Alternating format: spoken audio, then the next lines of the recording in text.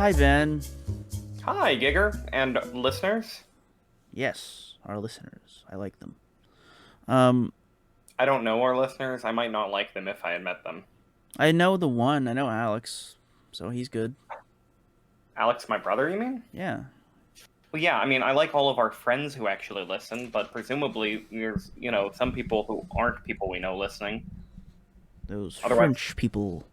yeah, the people who download. Is that still a thing? I haven't seen those stats in a while. Yes, they still apparently download. I think it's just one guy now. But, yeah. Well, he apparently really wants to hear two Americans talk about random TV shows and games that you can get on Xbox Game Pass. And you know what? I got nothing but respect for that, man. Nothing but respect. Fair enough. So what have you been doing this week, Giger? I've been playing Call of Duty Warzones, which we can talk about a bit. Fall Guys, which I might review on the podcast live. It's not live. Why? Why? We could actually make it live. We could just stream it on Twitch. What's the point of that? If that way, if people are bored and they want to watch two idiots talk, they can have the ability. I mean, I'll wait till we actually have a people tuning in. Do you think people would tune into that? Yeah, people do it all the time.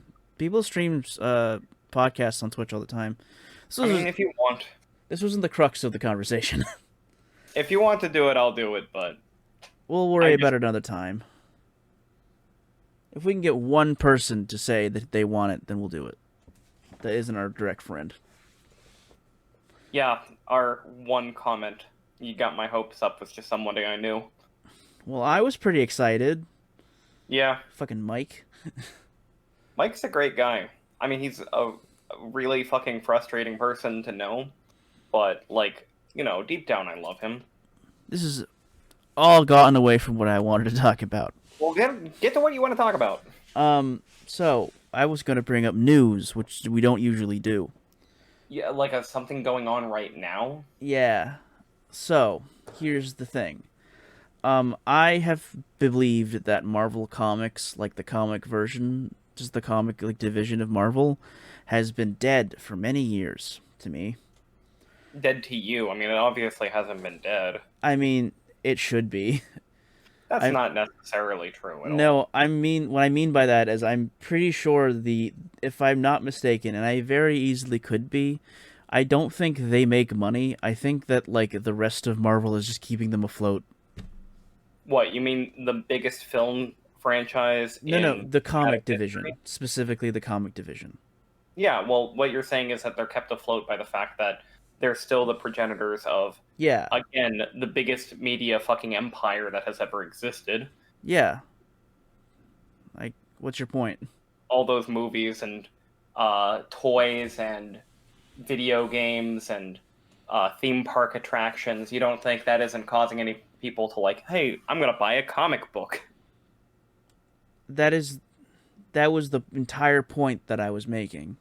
I'm very confused right now. Well, you're saying that their comic thing is dead, but it almost... I specified that it's dead to me, and then I said, I think it should be dead, because if they were just the comics, if it's just the comics, I don't think the comics make basically any money. They're just being held afloat by the rest of Marvel. I don't know if that's true, and I would never make that statement without having the research to back that up. Okay. But yeah, continue. Anyway, I've considered the comics version to be kind of like a wash for a while now. I don't remember exactly what it was. I think it was when they decided that Captain America was a Hydra agent. I think that might have been the clincher for me. Before they became dead to you mean? Yes. Okay. Yeah, sorry. I think everybody hated that. Yeah, well, I think to me that's the thing that was just all right, I don't need to worry about this entire division anymore. But there's been a new development, Ben. What's that? You see, recently, apparently, Thor, God of Thunder, who's apparently a herald of Galactus, which I don't want to go into, but that's just weird. Wait, Galactus Fantastic Four? Yeah, he's one of the guys that goes onto the planets and clears it out for Galactus to eat. Thor is? Yeah. Okay, never mind. I actually don't care. Keep going. Oh. It's just no. I mean, keep going with what you're telling me. I don't need clarifications. Comics are weird. That's not what I'm worried about. No? Well, what's the point you're getting to? Let me get to the point and I'll tell you what's going down. Thor went to Fortnite. Sorry? So you know the universe for which Fortnite exists in? I don't. I never actually considered it to have its own universe. Well, evidently it does, and Thor went there and is currently in the comics there. So it's like another dimension? So the thing about there's a thing in Fortnite. It's called the Rift. It's like a big time rift that's in the game. Thor went through the rift and is now experiencing characters in the game. Okay, I've never played a single game of Fortnite. Have you? Yes, Okay. but I played it years ago. And so there's a universe in the game, and now that universe has made a cameo in the Marvel Comics universe. Yes, that would be correct. I hate that. I hate that so much. So, I also hate that. This has been like just another one of those nails in the coffin that make me never want to give a shit about the comics ever again under any circumstances. But I'm wondering how much of that is just me not really liking young people things anymore. Okay, well, how do you feel about Fortnite itself? I don't like Fortnite, but I don't like it because I don't think it's a very good game. And I never really have. I can't judge Fortnite as a game because I've never played it, but I'm pretty ambivalent on it. As far as I'm concerned, as it turns, like, when it comes to, like, games that I know are really popular with young people, I think Minecraft is a really cool thing that drives a lot of creativity, whereas I just see Fortnite as this giant microtransaction store. Yeah, that's the other thing.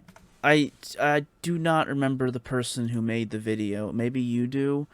It was a person who made a Fortnite video about the way that their microtransactions are very are horrible towards kids specifically. I mean, it might have been Folding Ideas. He did a really good April Fool's episode about Fortnite, where it turned out he was making a legitimate episode about Fortnite. Yes, that was it. I'm almost certain that was it. Alex is the one who recommended it to me, and I watched that. I've also seen other videos about Fortnite since then that kind of like reconcile. This one, I think it was Errant Signal, maybe did a video on it. Kind of like there are things I like about Fortnite, and I'm going to talk about what he thinks legitimately good about Fortnite, and then he also talks about the things that are legitimately bad about Fortnite, and he references both like this one guy's blog post and that Folding Ideas video, and kind of like reconciles the concepts together. Mm-hmm. To make a sort of nebulous non-committal kind of answer on the debate. But yeah, I mean, I don't hate Fortnite 100%, but I do think people deserve better than Fortnite. I think there are elements of it that I like that kind of I don't want to say necessarily disgust me, but like I don't like how much they cater to children specifically. I don't like how their microtransactions specifically cater to children and how like children think. Yeah. How people think, but how children are particularly susceptible to. Yeah, the idea of, you know, if you don't have it now, you're not going to get it later, and it's like for me and you, that's normal. It's like that's life, but for a kid, that's the most important thing that in their entire life. I mean, you say for me and you, but I'm actually super susceptible to that myself. I fucking hate missing out on shit. Okay. But for me, what happens is if I can't get everything because I missed my opportunity on that one thing, the entire thing's dead to me and I'll never fucking go back. Like, seriously, Tetris 99 has like these occasional events where you can unlock like themes for your Tetris games based on like various Nintendo franchises because they're always like a tie-in promotion thing. It's like a free thing. You just play for a weekend. You earn points to unlock it, so they get people playing like a lot of people in like every few weeks or so. Mm-hmm. And I've gotten every single one so far since the game has been released. If I were to miss one, I'd stop playing Tetris 99. Because that's how my damaged brain works. Well, there's a point. But that's, that's all I think that's all the logistics of Fortnite. I know, like, my little sisters like it. I have a little cousin who's like 5. He adores it. He plays it all the time. He watches Fortnite videos all the time. Yeah. I know so many people who have kids. And since I'm like the person who knows about video games to them, because I'm a slightly younger guy who plays video games, they're always like, well, my kid's always asking me for money to buy like Fortnite items, and I'm like trying to tell them, it's like, this is something you gotta watch out for, because like it is designed to get their hooks into kids buying stuff. Like, there's nothing wrong with the game itself. It's fine if you let them play it. It's not like overly violent. It's not going to damage their little child brains. But it's this money-making scheme where you need to kind of teach them, no, it's not imperative that you have like the newest popular skins. Yeah. I mean, again, I'm the person who wasted tons of money on Dota, which is about as, what's the word, the opposite of what we're trying to talk about. It's not super manipulative. Good? I don't know.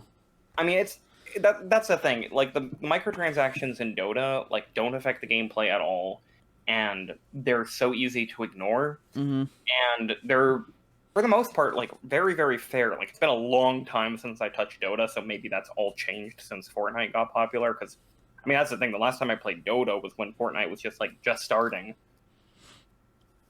But at the time, like, they're totally optional skins like were interesting enough for me to waste hundreds of dollars on it over the years and years I played.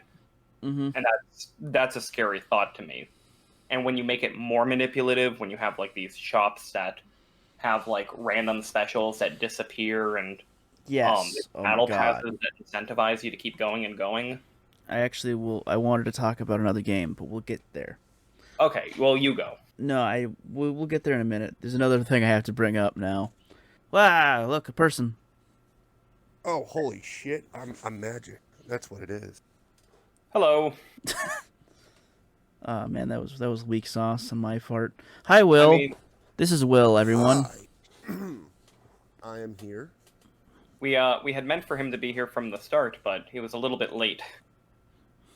I blame the Geneva Convention. It got in your way. Understandable. I blame them as well. Yes, this is Will. He is my current DM, as opposed to Alex last week, who was my previous DM. Yes. He is the designer of all the machinations that you've been describing to me on this podcast so far. I hope they're all good, to be honest. I mean, most of them are about Silas screwing stuff up, so you come out pretty well in comparison. I know in our last campaign I had like 4 or 5 like more sessions planned, and Silas just came through and Steve, fuck it. I'm gonna be honest. He did. All right. So before you joined us, we were just talking about Fortnite and its new integration into the Marvel universe and our own personal feelings on Fortnite and this concept. Okay. Do you happen to have any opinions on the subject? Yeah, I guess I do. Fortnite was never my thing. I saw the ad for that the other day, and I thought it was gross. I love my Marvel. Oh yeah. I should actually let me quickly clarify. So, right now there is a thing where Fortnite's adding like Marvel skins. What we're talking about is that the comics have created and added Thor into the Fortnite universe. Okay. I don't know if you had heard about that. Yeah, Fortnite is part of the Marvel canon. Oh, so they're owned by that That's gross. I don't like that. I really don't like that, in fact. Oh, no. Yeah, but the question that we're kind of debating is whether we don't like it because it is truly bad, or if it's because we're just old and we don't like the things that the kids like.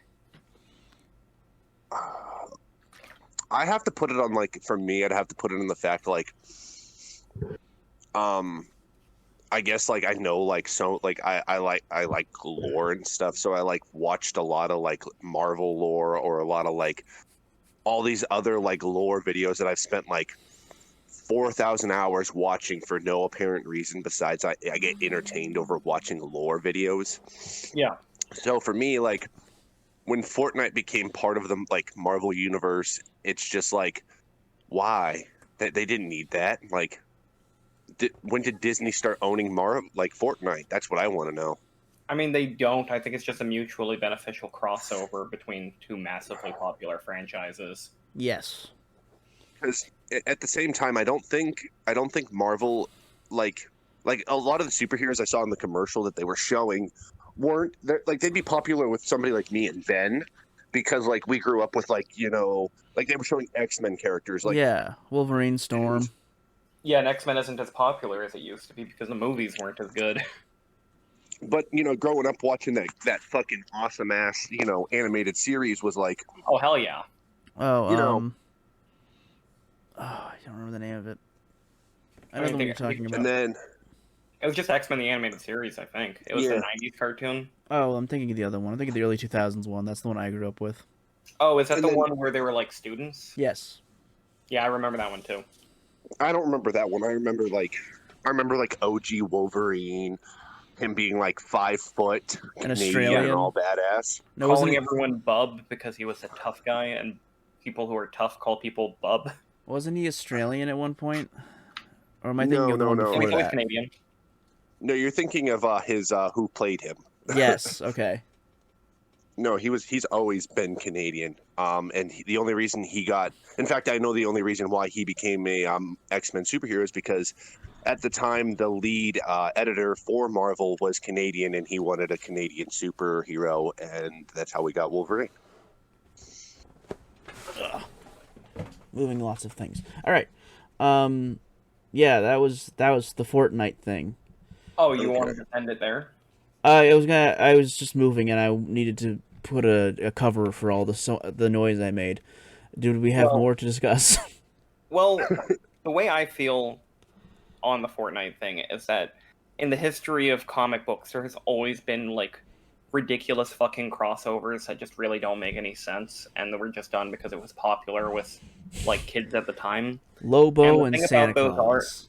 Is that for the most part, they're just forgotten about. You know? I will never Yeah. forget about Lobo and Santa Claus. Lobo and Santa Claus. Oh, hell yeah. This is going to be one of those things where it's like years down the line, Marvel will still be a thing. Fortnite might even still be a thing, but the crossover between them will probably be forgotten about because that's just how this shit works. I mean, or it could be like the Amalgam universe where they fused one DC character with a Marvel character, and it's just going to be something that no true hardcore comic book fan is ever going to forget. Who the fuck's going to forget, you know, Batman and Wolverine being an amalgam creature fighting things? I forgot that. I don't think I've ever known about it. Yeah, you should just look up a picture of it. It's what is it? It's Logan Wayne, and it's Nightclaw, I believe, and it's horrible. In society and popular culture, though, I'm pretty sure most people don't know about it. And that's more my point. Like, I'm not saying that's a fair individuals are statement. going to forget. I'm going to say society is going to forget. Society as a whole, yeah, I understand what you're saying. Yeah, then probably. There are worse things that could have happened to the Marvel Universe than just an integration of Fortnite. I mean, that's true. I roll my eyes super hard at the concept, but I don't think it's the end of the world or anything like that. I am still more annoyed by DC's attempt to reintegrate the Watchmen universe back into the DC canon, because I think that's incredibly tasteless. I mean, the storyline wasn't too bad, like, but I mean, like, everybody figured it out way before, like, they even got to that point, you know. With with Dr. Manhattan, like, being the big bad guy behind the screen and the whole 9 yards. Yeah. Well, I haven't read it. I just, as a fan of the original Watchmen comics and like knowing the history of them, it just seems like a dumb idea to try to make it mix in with DC Universe because I just don't think they're very compatible with one another. Is that what they're trying to do? That's fair. No, they did that. Oh. It's not that they're trying to do that. They have done it. It has been done. It has happened a while ago. I knew they were making like backstory comics for each of the characters. I didn't know if they were actually involved in DC stuff though. No, they were. Oh, my apologies, Ben. No, you continue. Yeah, they were involved in they had it was like a huge story. I think it like right at that point they were also doing DC Metal though, which I'll 100% like fucking sit here and be like DC Metal was like amazing. And it was interesting in the fact they were like, yeah, ooh, there's this mysterious blue guy, but 95% of the people who were reading those comics were like, Are you guys fucking talking about Dr. Manhattan right now? What's going on over here? Is he here? I know you guys own him. What the fuck? Yeah. But no, I have to agree with Ben. The original Watchmen comics were 1,000 times better than what they were trying to pull off there, to be honest. Yeah. I think they should have been their own self-contained universe, if that makes sense. That makes way more sense than trying to implement this into other places, I don't understand. If in a world where Dr. Manhattan exists, you don't really need a Superman and vice versa. You know what I mean? Yeah. Well, yeah, because, Dr. Manhattan, I'm going to, probably upset people with this, but Dr. Manhattan's more powerful than Superman. He can literally be like, nah, you don't exist no more, bro. And just boof, done. Yeah. See, to me, it's not about the debates over which superhero could be the other. The whole point of the Watchmen was to be a meta commentary on the comics industry and to be, one of the many vessels that Alan Moore used to put out his bizarre leftist politics. And I mean, it's a self-contained story, Yes, exactly. I mean, they could have continued it or rebooted it in some way and had it how Marvel does the X-Men, where the X-Men are kind of you don't really see them in comics as much as you don't see them in the movies as much as you see them in the comics. The comics are still huge, and things like that. Here's the thing. Marvel's kind of the pop figures. They're just coming out with some Marvel zombie pop figures, but I don't see people who are younger than me being like, oh my god, they have a fucking Jubilee zombie, or oh no, they have a what the fuck's his name? Deadpool, Black Adam. No, he's Louisiana. He uses cards. Gambit. Yeah. Okay.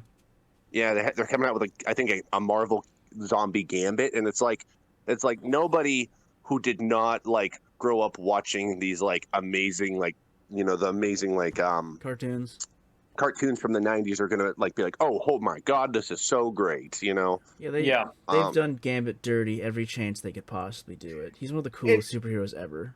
He is everybody who knows old X-Men loves Gambit. I would say the same for Jubilee. I mean, even if you know what happened to Jubilee modern times, you're oh my god, Jubilee, what are you doing? I mean, I'd argue that Jubilee was never as popular just because she was the teenage girl member and her power was to make fireworks. It's not the same as the kind of stuff that little boys find cool, but that's fair. I mean, what they did to her in modern comics? She lost her powers and then she became a vampire. Yeah. And then comics are weird. And then she had a kid and she's her babysitter is Old Man Logan. So that's I love that. I'm done. I'm checked out of this discussion. Comics are too weird. Comics are dumb. I love comics. You tell me that fucking Jubilee became a vampire, and I'm like, okay, well, this Fortnite thing is nothing compared to that. Comics are weird. They're just the weirdest thing. Like, going through the history of it, there's so much forgotten, like, craziness that has happened. I want to Things know. that have been, like, made non-canon, and other things that were made non-canon, but then revisited. I mean, if you want to talk about non-canon, like we can talk about the Old Republic from the Star Wars, and then we can get all upset about that. No. On top of, okay. I know how much you know about that, and I'm not letting you talk about it. And I'm also not going to let us devolve back into Star Wars hate again. Yeah. Too much of this sick. podcast is just, like, fucking talking about Star Wars. I'll be honest, I got sick one year. Like, I had the flu for like a week, and I couldn't do anything at work, so I just sat in the maintenance room and I just watched Star Wars lore for a week with the fucking flu. Jesus Christ. Well, Yeah. All right, if we were to end the discussion about Marvel, is there anything you wanted to talk about this week, Will, that isn't Star Wars related? I mean, I'm good with anything, to be honest. Like, I mean, I can talk about D&D. I can talk about, I've been playing that Pathfinder's Kingmakers game.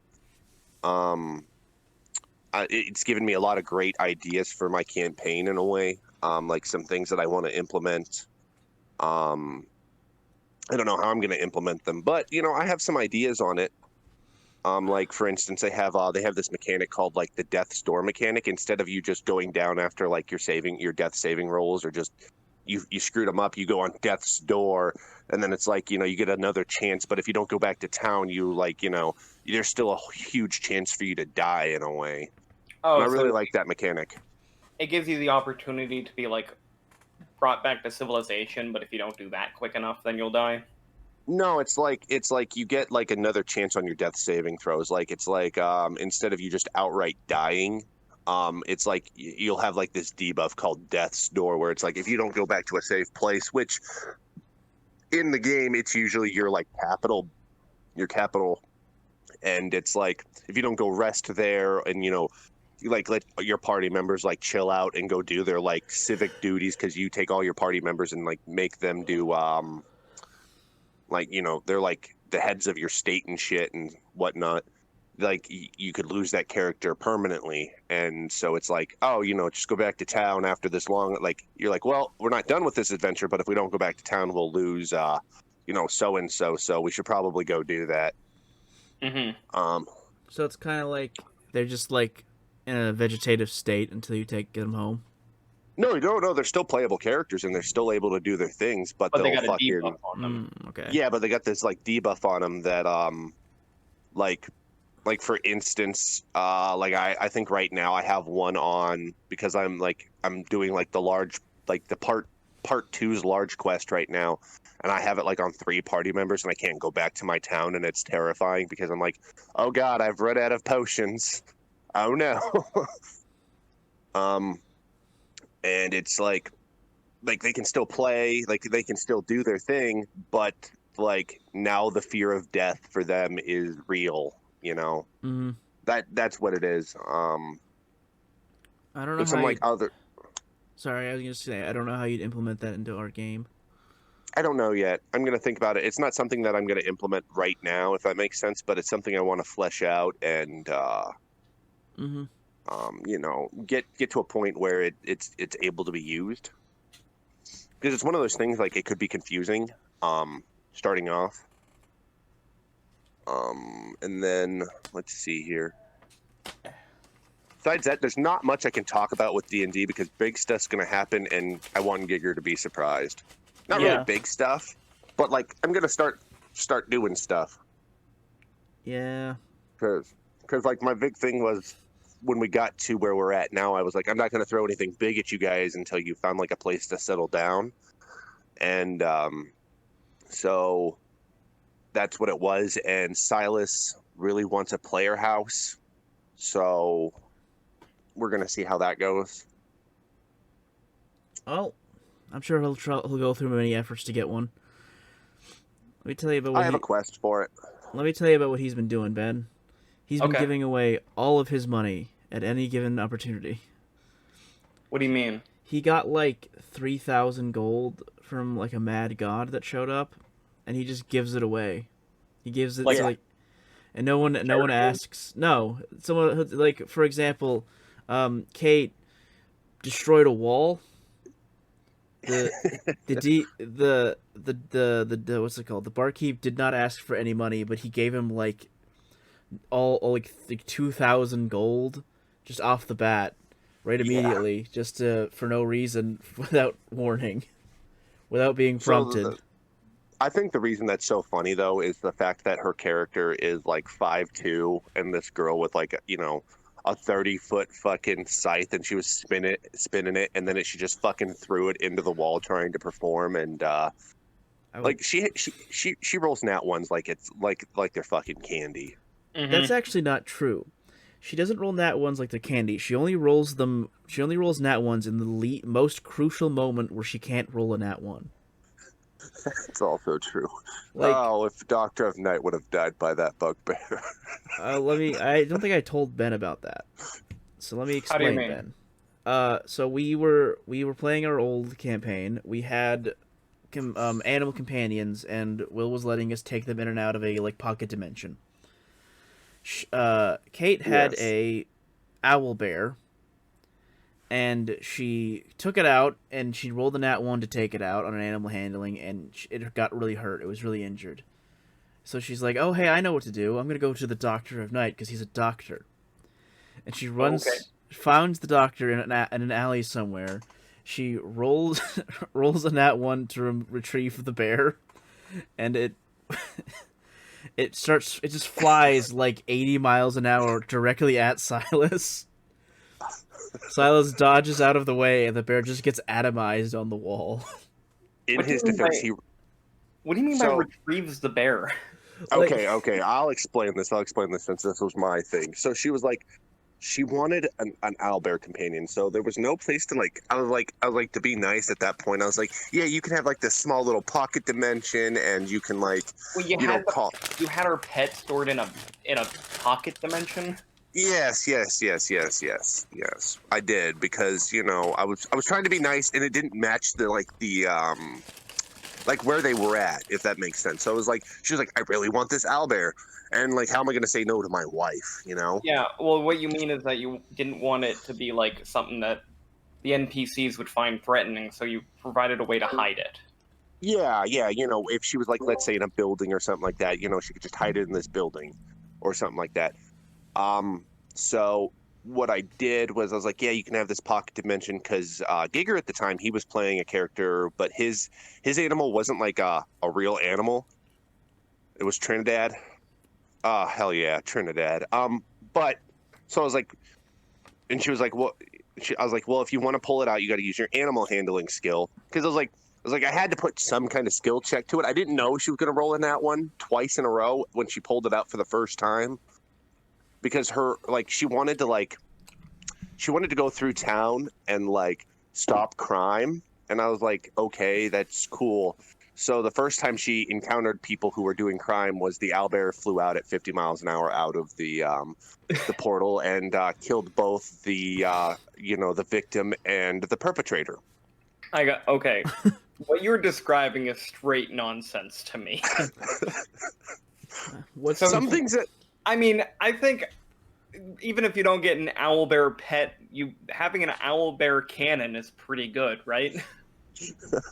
Yes. But it wasn't intended as an owlbear cannon. So that's what I decided. That's what I decided. Launch at people. That's what I decided for if she rolled a nat 1. So then she put it back in the pocket dimension, because I was like, no, it's just really badly hurt. You need to go find somebody who can heal it. So she starts screaming through the streets looking for Doctor of Night. And I was like, yes. I was like, Silas, do you hear her? And he was like, I don't know. And he had to roll for obsession. He did hear her. So then, Doctor of Night's running from the one side of town over, and they see each other. And then I'm like, she's like, well, I want to bring my owlbear out. I'm like, okay, roll. Trolled that nat 1 again. Well, this time that owlbear did not survive. That owlbear came again 50 miles an hour out of that pocket dimension, going 50 miles an hour. And at that moment, Silas rolled a nat 20. I was like, well then, okay, that's great. So, Silas did some so he did some what's the word? Matrix shit and just dodged it, and then the owlbear hit a wall and turned into red mist. Jesus Christ. She was quite devastated. I'm devastated. How could you do that to that poor animal? It's not my fault. I'll admit it that I'm brutal when it comes to 100% your fault. You ruled it that way. That's fair. That's fair. I'm brutal when it comes to nat ones. I really am. Like, oh, I've heard. Mm-hmm. like I'm like and like that. I had I think Kate came to me the other day and she's like, "Why aren't you that good when it comes to nat 20s?" I was like, "When you guys roll nat 20s, it's like you pick up a brick and you're like, I want to investigate it." I'm like, "Okay," and you're like, "Nat 20. It's a brick. I don't know what else you want from me." They find a nugget of gold embedded in the brick. It's never like it's like they always roll nat 20s on things that don't matter. Like that's what it is. It's like well, like here's what's another example. I rolled. Sorry, I was gonna say I rolled. I think someone rolled a nat 20 to investigate the iron flask that I got, and it was just an iron flask. Yeah. Like they couldn't detect any magic on it. Yeah, no, they didn't detect magic on it. They were just like, I want to look at it. I'm like, okay, cool. And then like, I know you rolled a nat 20 on arcane check, so I just handed you the book and I was like, here's the description, because it was like one of those things that you could hold up your sleeve. No, it was I used detect magic spell. Oh, okay. This is something that I would 100% just come up with some reason to give them something. Like if they investigated a tankard or whatever and got that nat 20, then just have them find something valuable in the tankard that they would never have noticed if they hadn't gotten a nat 20. Well, that's my philosophy on it. Here's the thing about it. The iron flask is like a magical item. I don't have any of my DM books. They're all downstairs. I'm sitting in my living room. But the iron flask is like, it's a Pokeball. In a way, yeah. But there's a chance that there's like there can be like a greater like demon in it. And it's one of those things where it's like I don't know how to put it. It's like one of those items that is kind of dope to have on you. Like you're like, oh no, we're fighting a fucking CR-26 demon. I'll just fucking throw my iron flask at it. That's done. Let's continue, folks. Sort of deal where 90% of the time it's just not a big thing. Yeah. The fact that it was already a magical item and I was just like, yeah, I was giving this magical item out was like, that was my whole thing on why I didn't roll anything fancy for it. What? But I understand where you're coming from, Ben, with like, maybe they find like, I mean, and in my defense, at that point, Silas was just trying to pour water into it and drink water out of it. Does he need to make it back to drink water? No.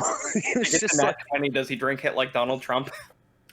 No, he's like, I pour, can I see it, Gigger? And Gigger's like, no. He's like, I just want to pour water into it.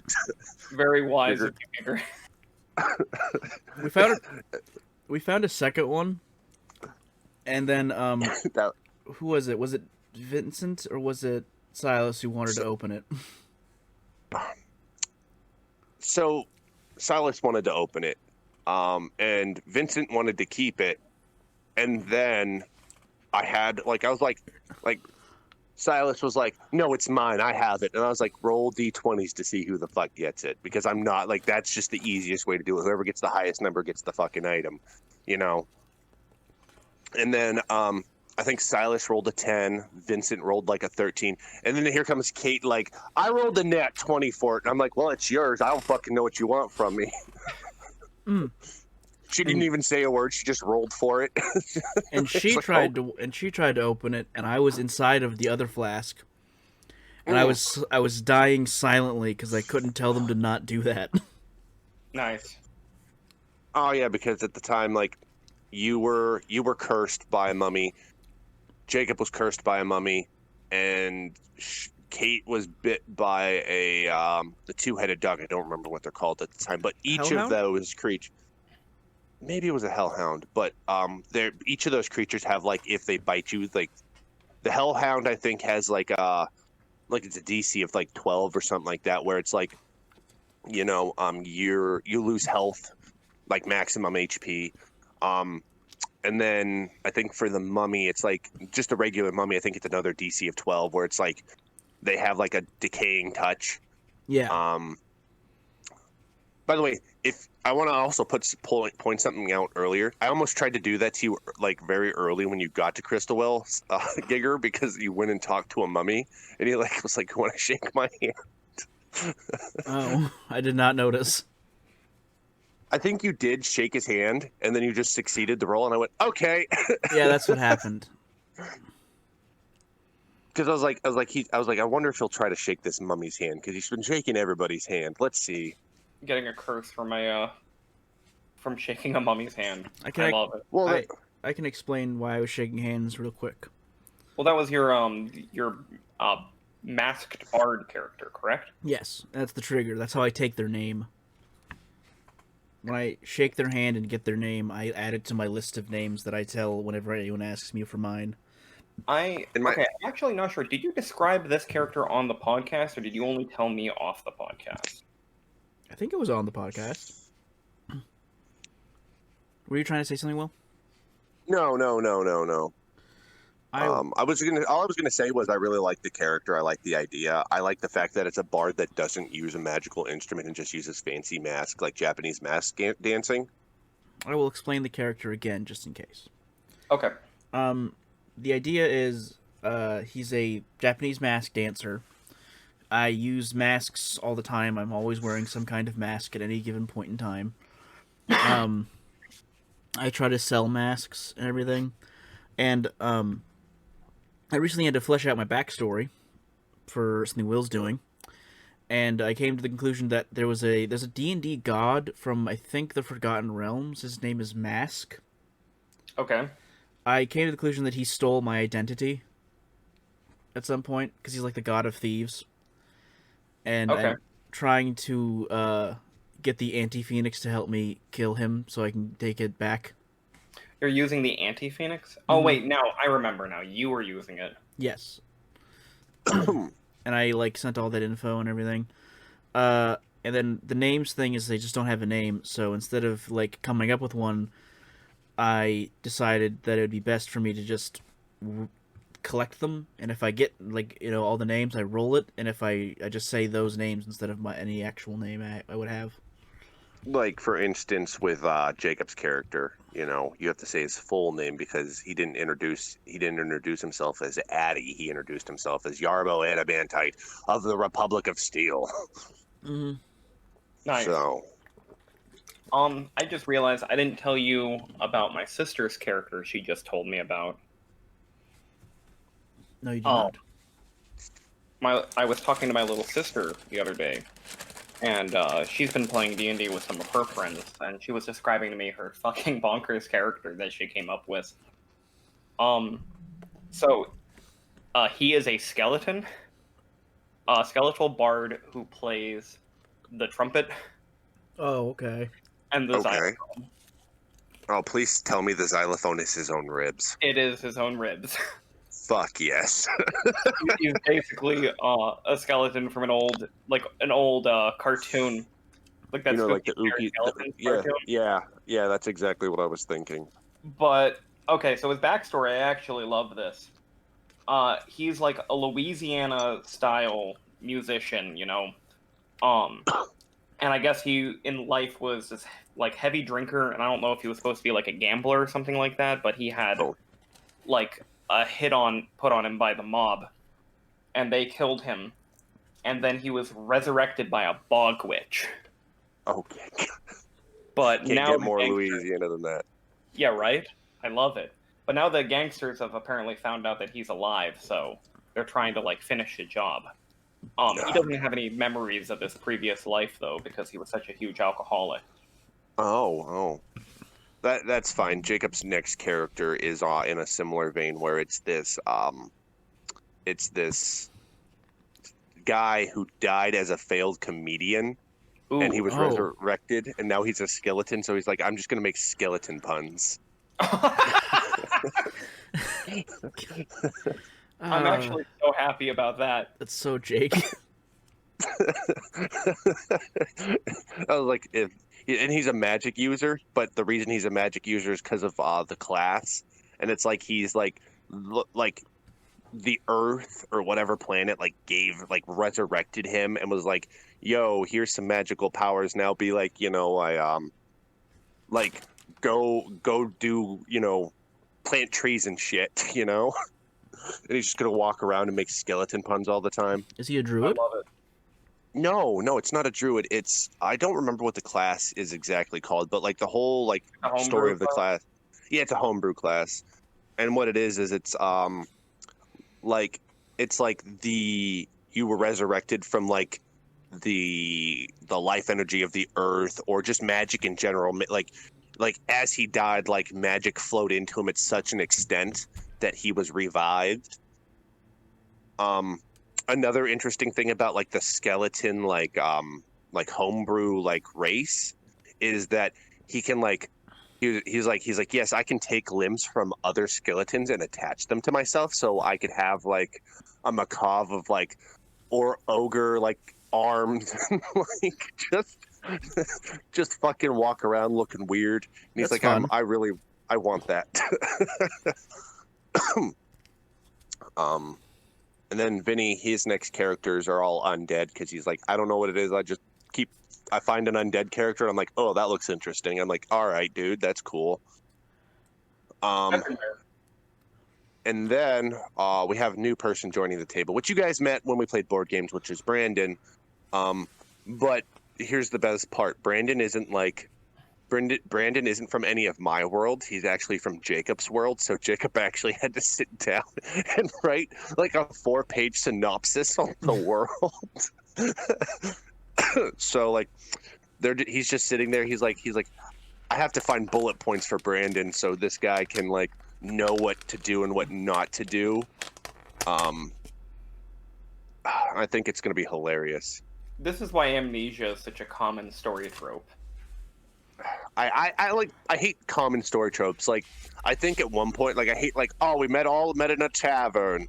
Like, I think at one point I introduced a character by them falling out of the sky at max speed and hitting the ground, and people are like, is he dead? That would be you Like- did that, yes.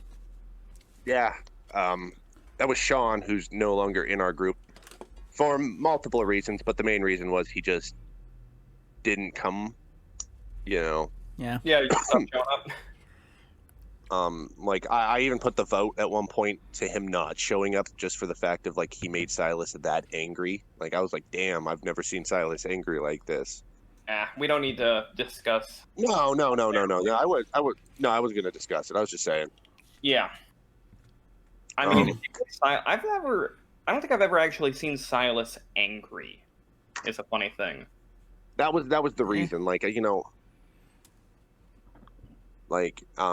was like, I put a vote to it. Silas, like, at first was like, yes, I would like to get rid of it, and then get rid of him, and then it was like, no, I changed my mind because I can't, like, he's like, I want to be a good person. I'm like, okay, Silas, whatever.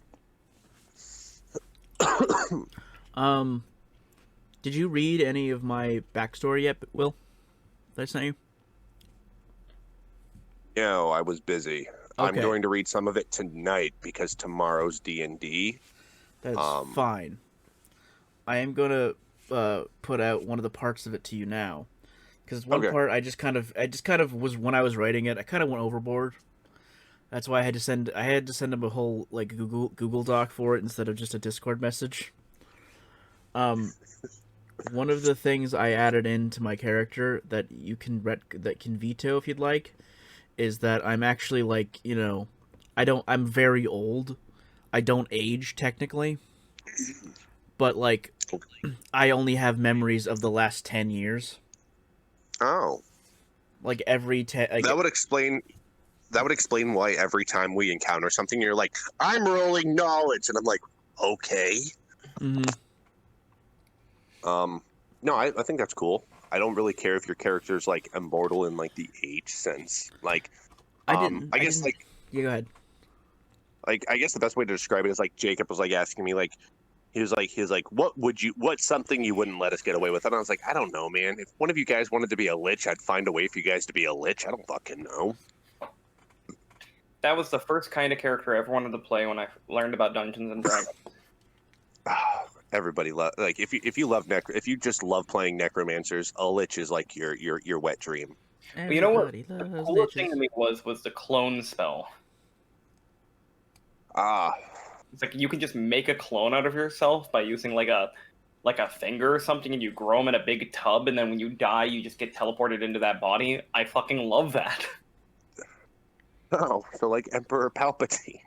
Yeah, and it's like it's a spell in the actual book, you know? It's not like someone's made up thing that you find on a third-party website. It's like, this was an official D&D spell, and I love that.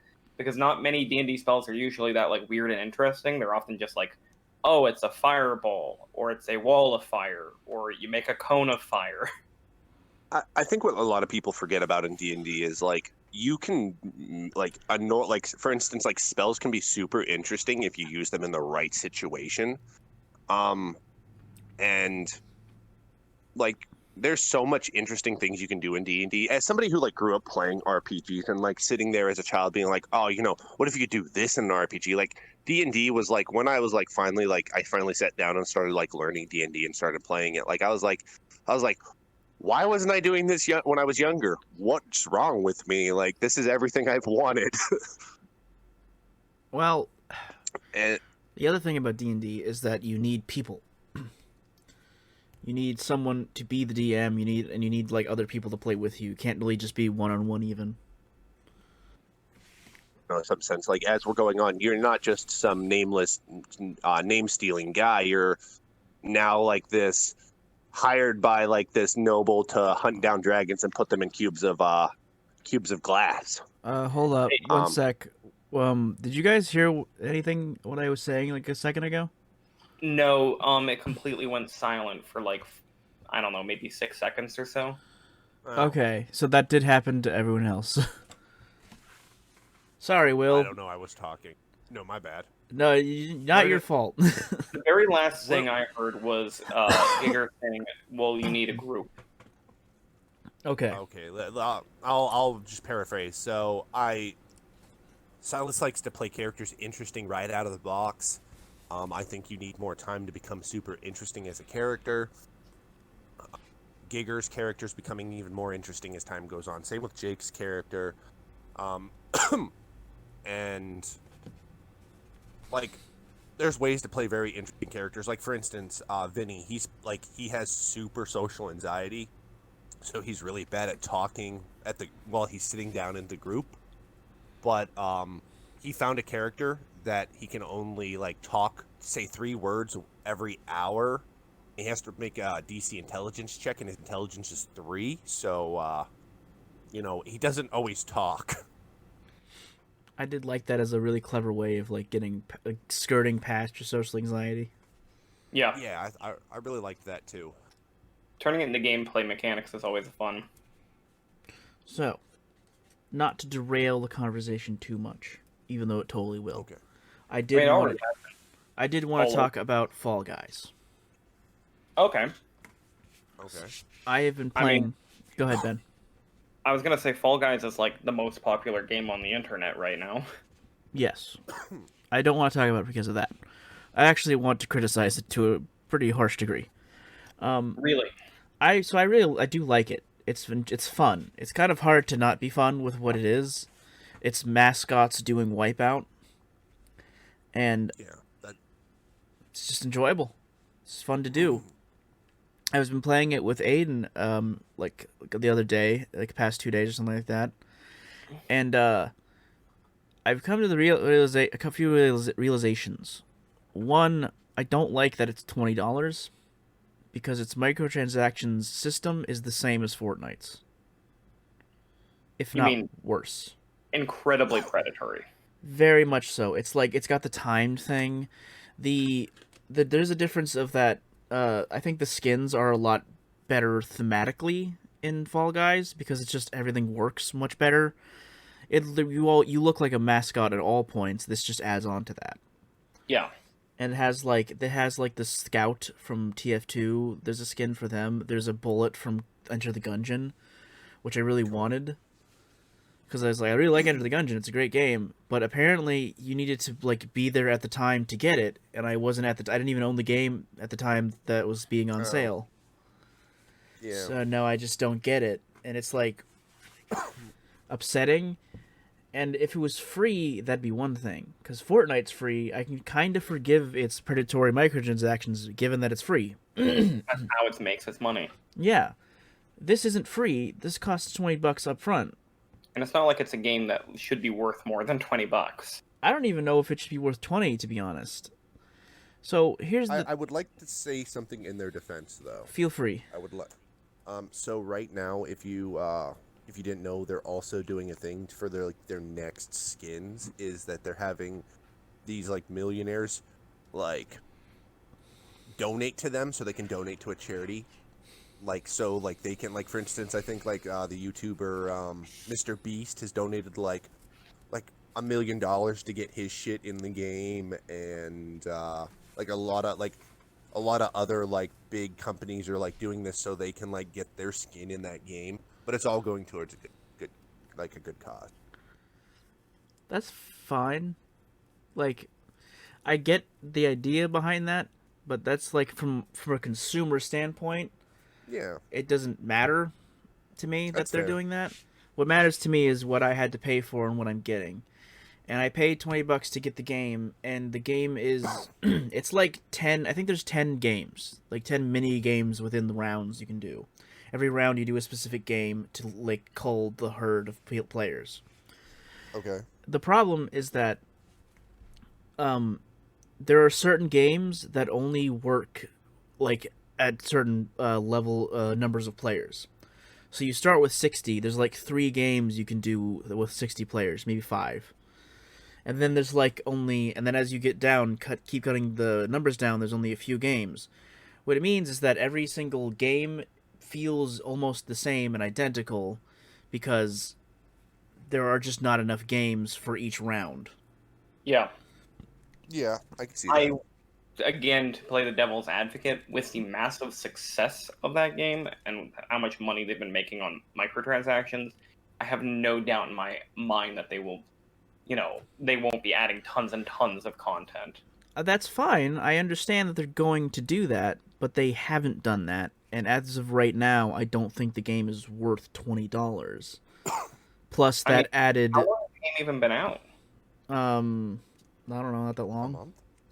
Yeah, I can't expect a content update yet. Maybe, like, on release it should have had more, but this is an indie game being published through Devolver Digital Studios.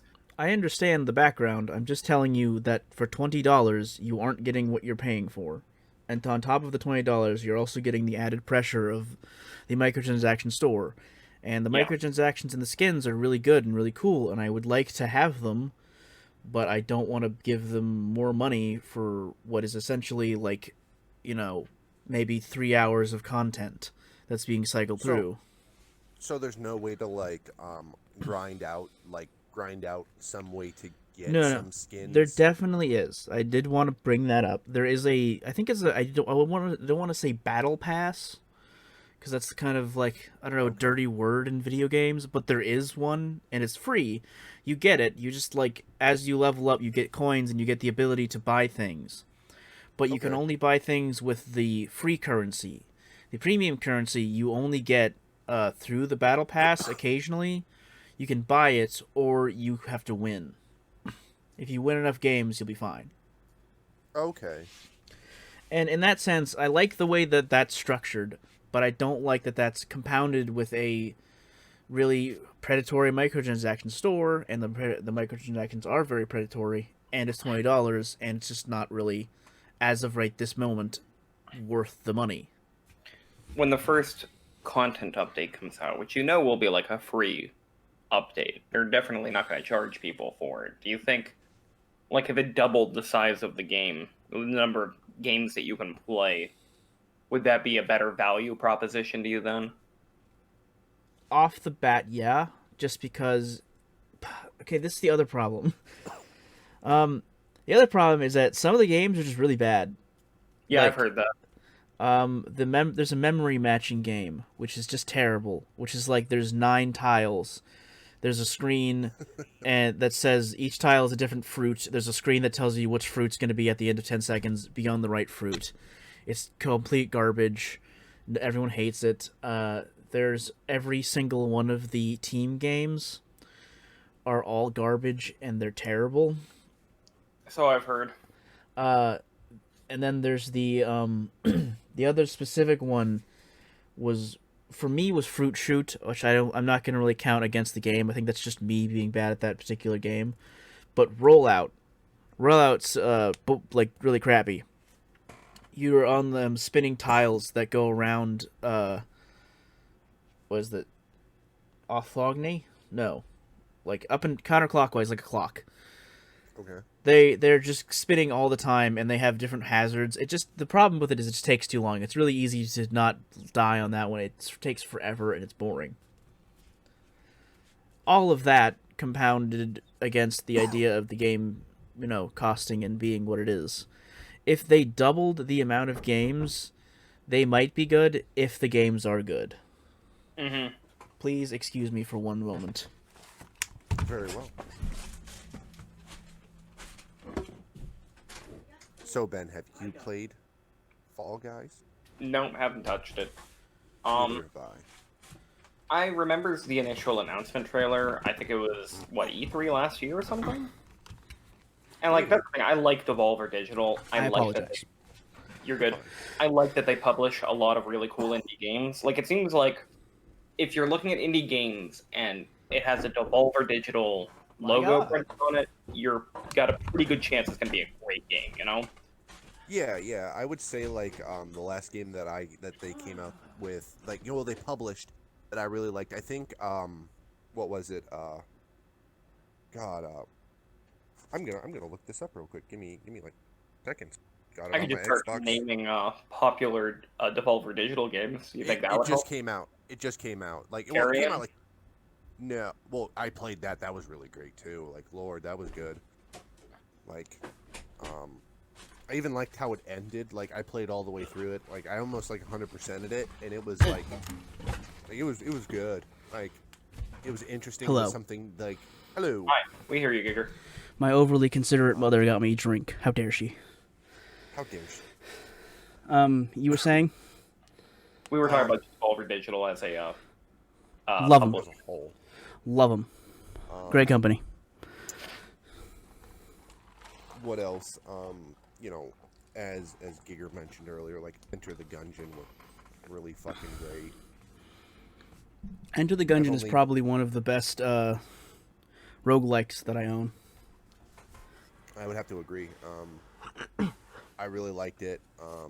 I'm a big fan of roguelikes, so for me, I'm like they have me at roguelike. I'm like, oh, I'll have to try it.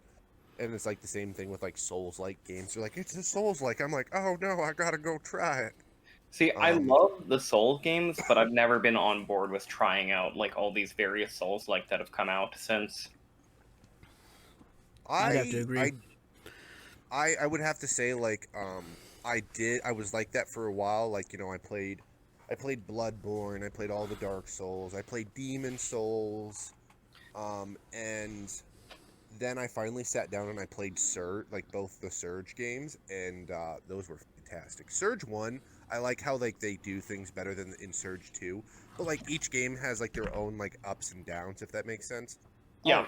Yeah, West of Dead, that's what it was. Oh, wait, I think I know that one. Hold on, now I've got to Google it. And it's the main character's like voiced by Ron Perlman. Yeah. Oh my god, and this is the one that has that art style that looks like Mike Mignola. Yeah, it's just fucking great. That game looked really cool. It's a roguelike twin stick shooter, and it's fantastic. I mean, you got Ron Perlman's voice in anything; it's just elevated to me. Oh yeah. And you just have you just listen to him like give out very vague like world advice. Like if you sat down with Ron Perlman, it's the things you would hope he would tell you. Like what makes a man isn't what makes a man. It's his deeds. You're like, yeah, Ron Perlman, you tell me. Hell yeah. I trust the opinion of Ron Perlman. He was the ultimate casting for Hellboy. Did you know? You want to hear something crazy? You know what you know what his wife's name is? I do not. Luna. Is it Luna? No. Oh, okay. I was like, I was guessing. Was I wrong? Oh no, it's Opal Stone Perlman. Opal Stone? Yeah, Opal Stone. They're made of Rosemary. Ron Perlman related to Rhea Perlman? I'm not. I don't know that. I wouldn't know that one. Like, because Rhea Perlman's Danny DeVito's wife. She was in Cheers. That'd be interesting. Danny DeVito and Ron Perlman are in fact related. That'd be really cool. I mean, I could Google this right now. I'm at a computer. So am I. I'm sitting here not at a computer. I'm on my phone. Phone users. Like a mobile. Organization. I got a shitty little like laptop. I don't know what you want from me. I want better quality. Hey, now it's my turn to dip out for a second. I gotta use the restroom if you want to continue the conversation without me. Well, Alrighty. sure. All right. Let me talk about the Devolver of the Digital. Okay. I don't know what to talk about with them. I think most of the time I just kind of appreciate them as a company. Yeah, I'm the same way. We can talk about roguelikes. I don't play them enough. You said you were playing Neon Abyss, though, didn't you? I did play some Neon Abyss before I got Pathfinder, and I enjoyed it because it had like a certain I liked the art style. I liked a few things. I got past like the first like big boss, and then I kind of just stopped playing. Yeah, same. And then let's see here. I was playing. Have you played? Oh, go ahead. I was gonna say, did you play Project Warlock? No, I have not. Wait, is that the top-down one? No, that's the boomer shooter. I was thinking, is it the Wizards one that I'm thinking of? I am back. Yeah. Okay, Ben, have you played Project Warlock? No. That sounds familiar though. I mean, it's a boomer shooter. It's great. If you ever get a chance, you should play it. A boomer shooter? What is that? A boomer shooter is described. I don't know what the actual definition of it, but I'll give you like examples, like the original Dooms, like. Oh. Okay. Oh. Like that's all I need to know. Yeah, that's like a boomer shooter. So it plays like Project Warlock plays like Doom. Besides, you also get magic, and like you get a level up system in it too. So you like, it's kind of crazy because like they allow you to be like a full magic build or full gun build, or if you really want to be crazy, a full like melee build. Like, and it's fairly interesting, and it's there's a lot to the game. It's like I'd say like I beat the game in like 18 hours or maybe less than that, but it was a fairly dope game. And then they also have like the hardest difficulty, which is you get one life. That's it. If you die, the game completely restarts no matter what. Ultra Nightmare mode. Nightmare. The only difference between that, like Ultra Nightmare, and like this difficulty is in Ultra Nightmare, if you get to your hub, it'll save your progress. Oh, really? This one, yeah. I'm gonna be honest. I've been playing Doom Eternal, and I have not beaten the first level on Ultra Nightmare difficulty yet. I have, and if you didn't know, also Infinite Lives is on the first level. So the second you get to your hub world, you can just exit out, turn on Infinite Lives, and just fucking go through Ultra Nightmare. Yeah, but it's not the same playing it that way, you know? That's fair. I mean, my first time playing through Doom Eternal, I played on just the difficulty below Ultra Nightmare. Is that just Nightmare? Ultra Nightmare is as difficult as Nightmare, but it's got the one life restriction. Yeah. So I played through that difficulty, and I discovered that I hate and love Marauders because I played as a Marauder on the online version, and me and Vinny, we went through and we wrecked people hard. I Like am. Continue. like I don't think like I think like people who were playing online weren't playing with like the like I came in like from playing Ultra Nightmare, so I was like I was used to like having to constantly move. If I stood still for 1 second, I was dead, and like people were just getting destroyed by us, and I was like, what's going on here? The Marauder debate in Doom is. I was gonna say it's an interesting one, but I honestly think it's more of an annoying one. I actually think Marauders are one of the best designed enemies in video games, like period. And I just don't get why people hate on them so much. Because people who played on Nightmare, I'll tell you that right now. Because like your first introduction to them, you're like, what? How am I? How is it? What? Stop that! Oh, I'm dead. Okay. But it's so fun to learn how to beat them, and then once you do, you just feel like a god. It That's is like true, the that's classic true. fucking Dark Souls issue, you know? It's like this is an enemy that just seems impossible to overcome. But then once I you could do agree it, with that. it becomes pretty effortless. I could agree with that. I have very little to add. Yeah, I you guess, still I haven't guess played Doom Eternal yet. Yeah, I have. it's dope. It's Oh, dope. you I haven't know the fixed that new. crashing issue, right? No, I just stopped playing it, but I was playing it. Yeah, you definitely The, didn't get far enough to see Marauders. the campaign DLC's coming out soon. I'm pretty excited for that. It's Yeah. something about like a god who just And is the Doomslayer. I fucking love the end of that trailer where it's like, hey, here's a Marauder coming out of portal on the left. Here is another Marauder coming out of the portal on the right, fighting two Marauders at once. You never had to do that in the other game. What else? We can also talk about some OG Resi Evil. You know, they're coming out with the remake of 4, and they're coming out with Villages. Those look pretty. I'm excited for both of them. Resident Evil is a video game series that I have neglected. I have never played any Resident Evil besides Resident Evil 4, and I did not beat it. I wound up just watching my younger brother play through the rest of the game because he was getting into it so hardcore. I didn't ever want to like interrupt him to play it myself. I'm of the Oh. opinion that Resident Evil 4 is the only good one. I don't agree with that at all. I think all I also have to disagree with Ben because there's one that we're not talking about, and that's Resident Evil 6, which if you really look at it, it looks like if you look at the title of Resident Evil 6... It looks like just- it looks like a woman blowing a giraffe. Yeah.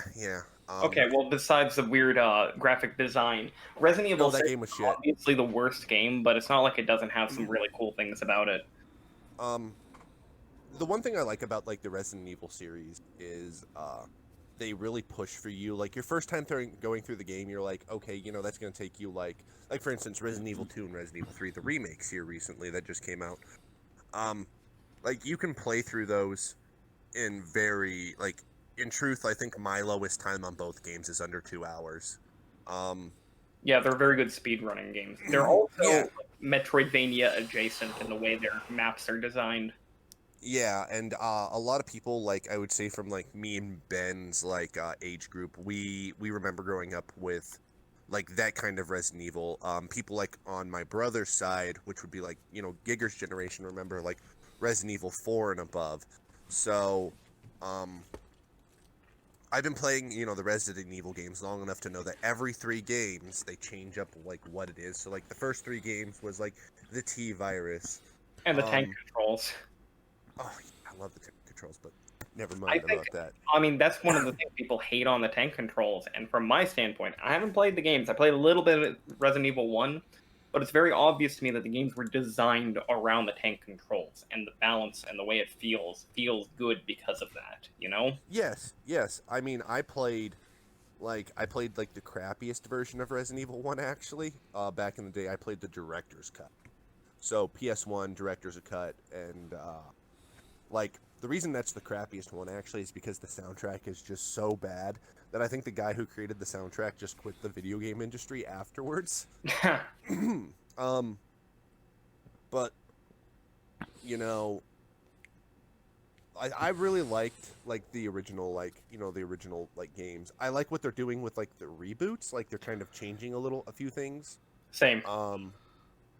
And like I'm really excited for Resident Evil. What is it? Resident Evil Villages or whatever number. It's Resident Evil 8, basically. Like where it looks like there's gonna be werewolves and vampires in like some like weird little town, and you're playing as Ethan again with that They're doing that perspective. That super gothic horror theme, which I'm always a huge fan of because I like werewolves and vampires. That's one of the reasons why Bloodborne seemed like the coolest thing ever. Yeah. Well then, how did you guys like Devil May Cry? Did you guys ever play Devil May Cry? That's another one I've neglected. Right. I have neglected the classic, like early PlayStation series. Never played any of the Devil May Cries. Well, I played a little bit of the first one and I liked it. I didn't get very far in it because I didn't own the game. I haven't played the Resident Evil games. I haven't played the Metal Gear Solid game. Oh. And this is something I just need to do. So if you didn't know, the Devil May Cry series actually started off as a sequel. What originally was supposed to be Resi 4. Yep, I do know this. Yeah. Okay, but Giger, you were going to say something. What were you going to say? I was? When? Yeah, I thought you were going to say something like when I asked if you played Devil May Cry. Oh, I just said that I have played them, or played it a bit. I don't know if I'm just not that into spectacle fighters. Okay. Oh, that's a good way of putting them. I've never heard that term, but spectacle fighter is a very good name for the genre. I usually hear them called as character action games. Yahtzee came up with it. Another good game series that I'll mention that nobody will fucking know about, which is another Resi game, which if they ever get to remaking is Dino Crisis. I mean, I've heard of Dino Crisis. Dino Crisis isn't like obscure or anything. Never played it though. I mean, if it is obscure in some lines. Like some people are like, "The fuck did you just tell me? Did you tell me there's a Resident Evil game, but instead of zombies, it's dinosaurs?" And I'm like, "Yeah." So it's like Turok? No, it's literally like the original Dino Crisis, the tank controls, the whole it's an fucking shebang. isometric survival horror game. Okay. Yeah, besides instead of being zombies, it's just dinosaurs. Fair enough. I am all for the idea of less zombie games and more dinosaur games. I could get behind that. I know. Like instead of Call of Duty Zombies, they should have Call of Duty Dinosaurs. So Nazi dinosaurs, folks. I'm just gonna bring up the game that I don't remember the name of, but that exists. I know it exists, but there needs more of them. There's this kind of weird thing. I don't know exactly what it is, but dinosaurs just really don't sell. The only dinosaur game I even really know about that's does well basically at all is Ark Survival Evolved. Yeah. I hate the name of because the Ark would be fine, but they added Survival Involved because they hate me. I'm not a big fan of the colon subtitle. I think they did it just to spite me. I think they were like, we know he's gonna have to be forced into playing this game a few years down the line. We're gonna add Survival Evolved just to piss me off. As somebody who played that game when it first came out, it wasn't bad until the toxicity hit. And my favorite memory of that game is, so I was in a big tribe. Now, mind you, I was the only one of my friends who had a job. We were right out of high school and stuff, so this was, 2013. I was the only one with a job, and I was the clan leader. And, we didn't really need a clan leader because we were just a bunch of friends fucking around. Sure. So that's how I viewed it. But Vinny was like, "Yeah, they're talking shit behind your back because you're not here all the time." I was like, "What the fuck? I'm working. What do you want from me?" And then I hopped on one day to see how our shit was, and the Alpha Tribe came through and wiped everything. And I specifically got to go tell everybody who was hardcore in our clan, hardcore, that I just sent a simple message: everything's dead. Mm-hmm. and it was one of my most joyful moments of that game. Everything else with that game was garbage besides one interaction, and it was a guy every single day on the server. You know, he like wrote a journal in the chat, and it was like, day 1, I don't know where I am. We'll try to find firewood. Like, and he just went on for like, I think at the end of like, by the time we were done, he was at like day 3,000, and it was just amazing. I've never been that hard into a game. I got into it with my friends Aiden and Austin, and when we played, it was just the three of us. We played on our own private server just to enjoy the game, and it was fine. Like I didn't hate it as much as I thought I was going to, and I recently found out that Austin, my friend, created a PC server for us to play, and then never told us. So we've just like, yeah, that's just sort of been there, and he hasn't been playing it. It's just like a thing that we have access to. Jeez. Oh. Yeah, I don't hate the game. I think it's fine. I think there are a lot of enjoyable things you can do with it. I think the problem is that like the appeal is so basic, and they haven't really done anything to make it more appealing. Like all they're doing is adding more maps, which add more like specific dinosaurs and add like robots, and it's not actually interesting. Yeah, they're not adding anything. It's not like unique. Their company. Sorry? Say that again? I was going to say it's not like Minecraft where they'll add something like bees, and bees making money unlocks whole new like avenues of gameplay in such weird, bizarre ways. I mean, I think the company that owns like Ark is just a shitty company in general. Like I said, they just came out with a new game called Atlas, but like you'll never know it. They're the ones who made it because they literally made another company just to say, "Oh, look, a new company made this game." Besides, like when the game first came out, people were finding like literally the Ark menu, like still embedded into the game. So they just changed like 3 things, and then they, put spray painted a new suit on it and said, "All right, go on out there." Yeah. For me, the first time I ever even paid attention to Ark was when the controversy came out that they were working on the like DLC, even though the game was still in early access and hadn't been completed yet. Yeah. It actually seemed like really shitty to me. I don't know exactly why my friends like it so much. Like they started playing it when they were in high school when it first came out, and for them it's been like years. They've loved it. They've loved every time, and like there's still elements that are just garbage, just lots of them, like how building works can be really annoying. There's certain items that you just can't build properly. There's like things aren't explained. Nothing makes sense. Everything's dying and hell is on Earth. I have to agree with you. But it's fine. I want to believe that there's a survival game that I would be really into and love, but I've yet to find it. Yeah. Maybe if I could get people to play Don't Starve, I'd enjoy that, but I don't know. I mean, Don't Starve was only a single-player game before it added a multiplayer version. Yeah, that's true. The multiplayer version's okay. I'll be honest. Like I played it. I played the regular Don't Starve. I think it's kind of great. Like Don't Starve is like one of those like survival games, which is wacky because like to make butter, you need to get a butterfly. Yeah, it's not trying to be a simulation at all. It's all systems driven, very video gamey. I think there needs to be. That's what to me like is interesting. I'd be way more interested in that kind of thing. I don't like simulation style games because I find them very, very tedious. I think that's what they need to focus on with a survival game. It's just like it needs to be fun. It doesn't need to be a simulation. It needs to be enjoyable. Some people find the simulation style stuff fun. I don't, but some people do. I get it. I get it. It's just that like it's so shit, especially in Ark. Like in Ark, that's true. You need to like if you want to build like a greenhouse, you need crystal. And if you're playing on certain maps, crystal's incredibly difficult to find. It's even more difficult to transfer from point A to point B. And you need I think 5,000 crystal to make a decent sized greenhouse.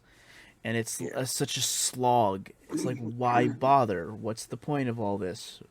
Yeah, I would say on that map, you just don't get to make greenhouses. Well, I was telling you about the game Ashes of Creation that isn't out yet. That's the MMO. Yeah. And I was telling you about how, in that game, Will, I don't think I told you about this, or if I have, it was IRL.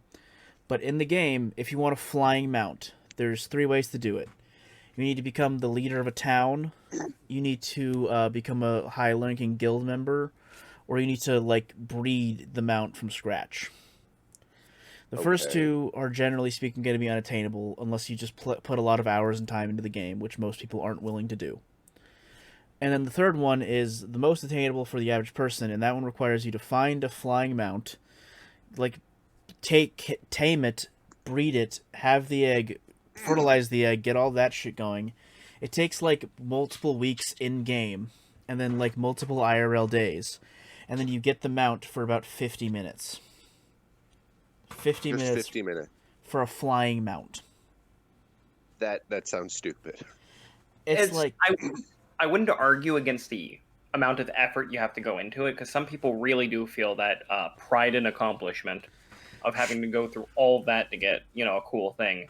The fact that there is a limit on how long you're allowed to enjoy it after you go through that effort just seems bonkers to me. What's the...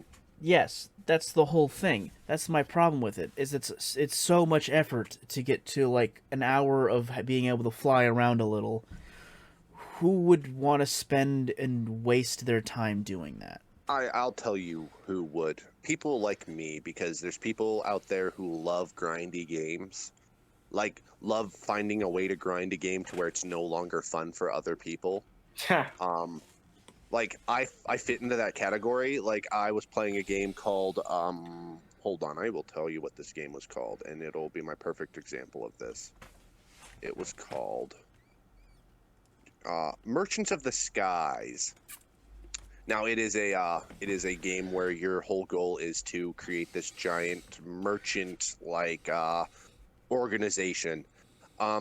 So I didn't realize for a long time I wasn't doing the main quest or anything like that. I was just I found a place where I could make a lot of money, and then in a short distance without using a lot of fuel, I could optimize this whole thing. And before I figured out I could do how to do the main quest or buy an island to produce resources that way, I already had the best ship, I already had the most crew, I was already doing all that, and I was just wow, this is stupid now, but I'm gonna keep playing because I need to break this game further. Or another example is Diablo with the hardcore characters. I played Diablo hardcore, and I sat through so many fucking hours playing that game, and just to get one set piece that was 1 point higher than the one I already had. I feel annoyed when people claim that grinding in video games is strictly bad design, because people like you, Will, you obviously exist, and grinding is just a pleasurable activity for you sometimes, Yeah. I love it. I don't know what it is about it. I just absolutely want to sit there and turn on some music, turn off my brain, and just fucking grind. And games like that, don't get me wrong, I don't play Diablo anymore because reasons, and most people understand those reasons. But games like that, I'll play a game and grind it to such an extent. For instance, another one is Payday 2. I grinded that game to such an extent that there was a super hard mission that's you have to be completely stealthy, and I knew all the guard routes, all if this box is not here, that door up there is going to be locked, so I have to go a different route, stupid shit like that. Mm-hmm. And I love doing that. Okay. So I enjoyed the occasional grind myself. I'm not someone who seeks out grindy games. You take a game like Dark Souls, and it's okay, well, you can grind for humanity by killing rats in the sewer. Sometimes that's all I'm going to do for a day, is just grind humanity in Dark Souls, because that's what I feel like doing. I'm glad that's an option for me. Yeah. My point being, Sorry. greenhouses and arc suck. I will agree with you on that, but I will say that there are people out there that absolutely love that grind. That was just me being the devil's advocate. That's for fine. grind. I mean, I don't think it's unfair to say that people enjoy grinding. I enjoy grinding to some degree. I was playing Guild Wars 2 not too long ago. I talked about that.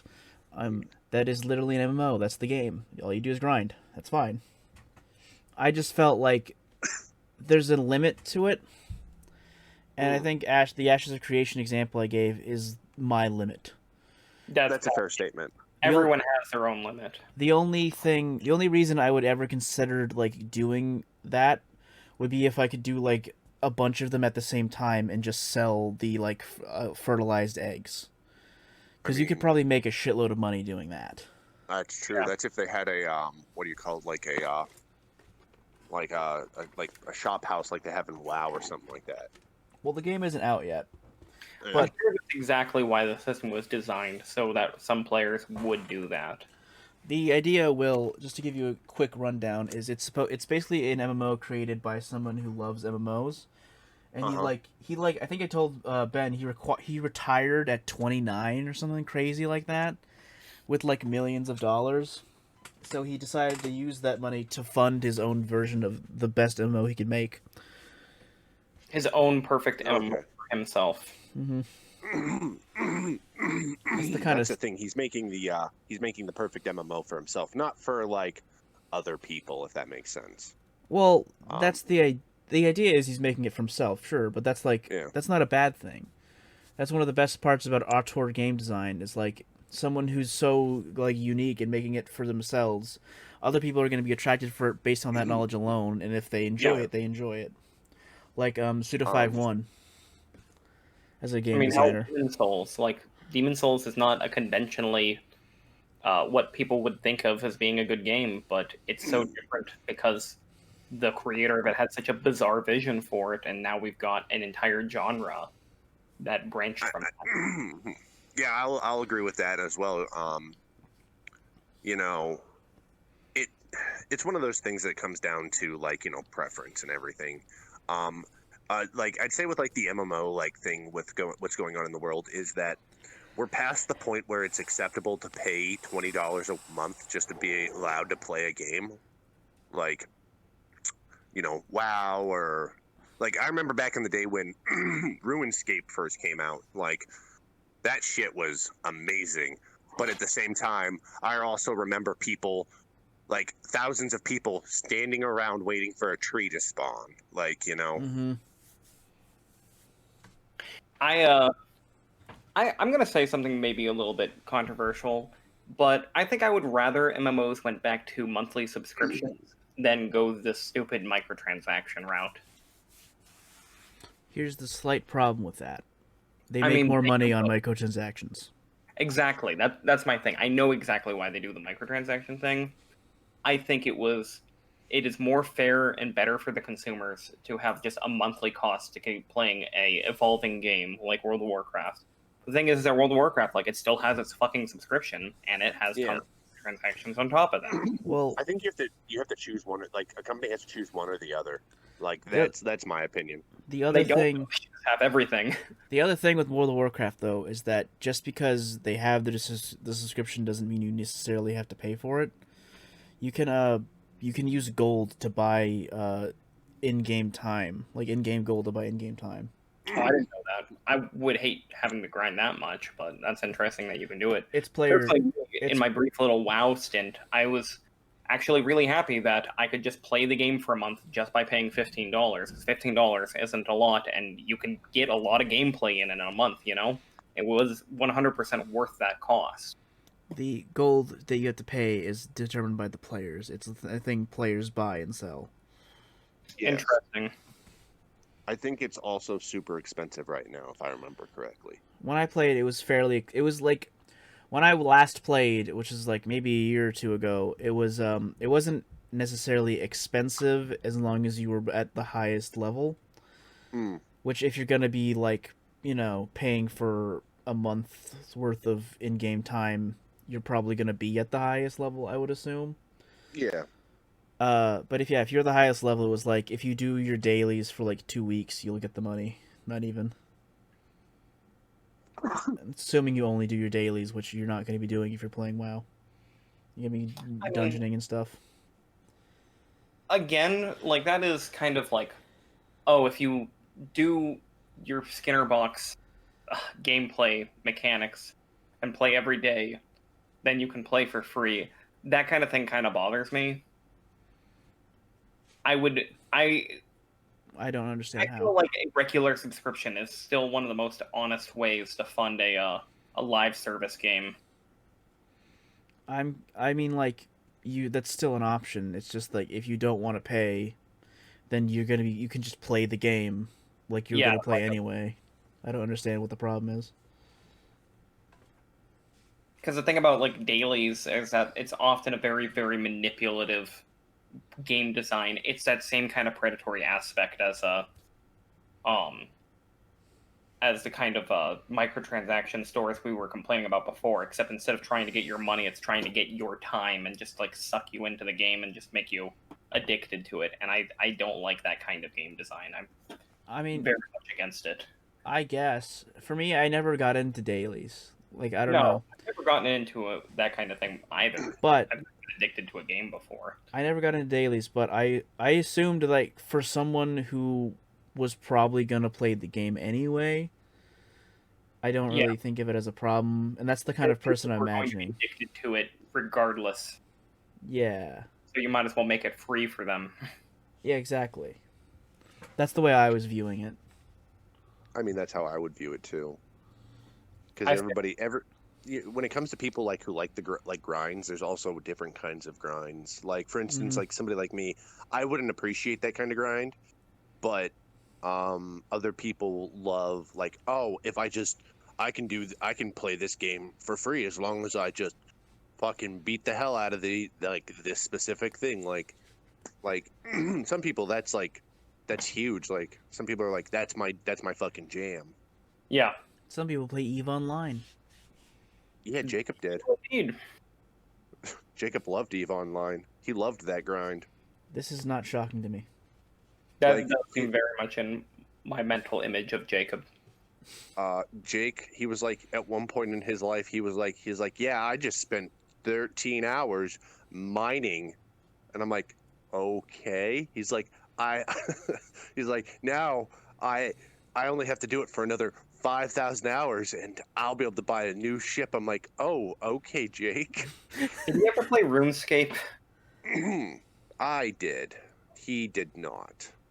I have a friend who won't shut the hell up about getting back into like RuneScape Classic, and I guess he has his 99 wood cutting and whatever, and I'm like, I just don't care. I just don't. I was a level 99 woodcutter. I had the cape. RuneScape was a bit like not enough. It was too much for me as a kid. When I was in 8th grade, all my friends and classmates were like so into this, so I'm like, okay, I'll look it up, and I like turned on the game and I looked around and I moved around a bit in the game and I talked to some NPCs and I'm like, this is the fucking stupidest thing I've ever fucking experienced. I'm never going to go back to this ever again. Never went back to playing RuneScape. For RuneScape, for me, that's how I found out I wasn't an MMO person. That I was more of like you know, I'm dope with co-op and stuff like that, but like I don't want to play with 1,000 people because things just get too toxic too fast. Yeah, I could see that. I'm more of just a single player only kind of guy. Like, I'll play some multiplayer games. I miss Team Fortress 2 during its heyday. But for the most part, like, I am a single player campaign kind of person. This is actually that's a fair start. This is what I liked about Ark, is that it was like a multiplayer game that was just me and my friends on one server, and we could just all join, do our own thing. We could be alone or we could play together, and I liked that. I just don't like Ark. Yeah. I want a game that's like that, but not Ark. I feel like there's plenty of games like that. Yeah, you could play DayZ and no deal with that toxicity. Like, this is the thing: is there are plenty of games like that, but they're all like they all have their own set of problems. Like Yeah, that's true. DayZ. I mean, even if we played DayZ on a private server, it wouldn't really be fun. No, because in DayZ, the thing that makes DayZ is the other people. Yeah. Or what's the pirate game everyone's getting really into right now? Atlas, another No. wild card game. No, not No, that not one. that. Sea of Thieves? Oh, Sea of Thieves. And that's one that you could just get on a boat with a No. group of friends, and there's other people in the world, but you're not necessarily always going to run in with other people. Here's the thing that's about Sea of Thieves. Do you Yep. know why people play it? Do you know what people find fun about it? I really don't. I don't play it myself. I don't know. I did play it though. I can explain. So, the thing that's fun about Sea of Thieves that everyone likes is the way that you can steal other players' things. It's a pirate game. Obviously, you're gonna pirate other people's treasures and everything. I think I know where this is going. The way you do that is a thing called tucking. Oh yes, you've explained this to me. What you do is you go on someone else's ship, then you use an emote that lets you lie down, and you hide on their ship, and you wait until they get a certain chest, and as soon as they have it and they port, you pick up and you take the chest, put it onto your ship. Your guys are kind of like skirting around, and you just take their stuff that way. Oh, so you infiltrate them, and you basically don't play Yes. while you wait for people to get their rewards. So I've told you... When Hold on. Sorry. Okay. No, you're fine. I think I've told Ben on the podcast. I don't know if I've told you, Will. I'm a pretty big fan of a dude. His name's Summit1G. He's the only streamer I really watch. Okay. He's enjoyable. He's fine. It's whatever. I watched him. I was cleaning out my old keyboard so I could sell it. Just like taking that time. It's going to take me a few hours. It took me like 3 hours. I was watching him the entire time, and he was tucking on a boat for the entire 3 hours. God damn. And like he didn't even get the ship, he didn't even get the chest he wanted. It was the most boring slog of my entire life, and I was like, how the fuck do people play this video game? This is horrible. When I played Sea of Thieves, what I did was I role played it because I was actually in the Navy at the time. So I role played it like we were the Navy, and I was just running around screaming like the 11 general orders. We like found somebody, and I was like, who do you work for? And he was like, I'm a mercenary. I was like, okay. So what country do you work for? He was like, Israel, and we just lit him the fuck up. We didn't even steal his things. We just murdered him and left. Jesus. And we were just like going around being like the United States Navy. We found other people who were pretending to be the same thing, and we were just fucking about. Like, Wait, you murdered a guy for being from Israel? no, for working for Israel, because we were the United States Navy. You know, this was during like one of the conflicts with like Israel and stuff. Not Israel. No, he didn't say Israel. My bad. It was like Iraq or something like that. He was like, yeah, I'm like, because like I was like, actually been an ally of the U.S., right? I was a little confused. And yeah, my bad. There.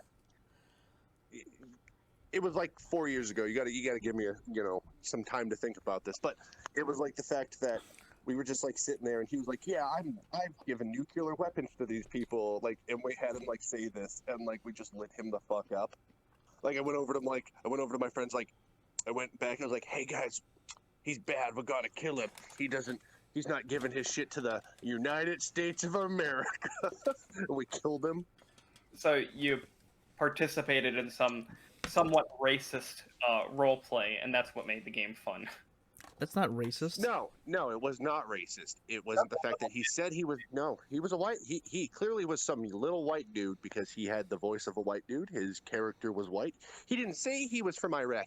He said he was a mercenary. Actually, racist. I say you doing racist role play where the one guy said he was from Iraq and you killed him. No, that's not why he did it. No, it's not what I said. I said that he was. He said he was working with people from Iraq, like he was giving Iraq nuclear weapons, and we killed him. I didn't say anything about racism. That's the one thing we did not do. The race I would never do wasn't that. the race wasn't relevant. It was his role in the conflict. You also Yes. said Israel at first, which is more eyebrow raising. That Well, was just confusing. Misspoke. I just misspoke. I mean, I actually thought you meant Iraq at first, because you've told me this. You've told me this story before, and it didn't even click to me that you said Israel. That was on me, though. Yeah. No, that's fine. No, I meant to say Iraq. It wasn't the fact that he was from Iraq. It was just the fact that he said he was a mercenary and he was giving nuclear weapons to Iraq, and so we lit him up. And then we blew up his ship, and then we left. I think we left him stranded on that little island. You know, I don't think Sea of Thieves is for me. No, definitely not. It's definitely not your game. It's not my game. I don't know whose game it is, but it isn't mine. I knew some people who really liked it. It was usually I'll be honest, it was for me, the people that I met that liked it were the people who were really hardcore into being in the Navy. Okay. They were they literally I think their gamer tag or whatever was it was literally their rank and stuff, and they hardcore loved the Navy. Okay.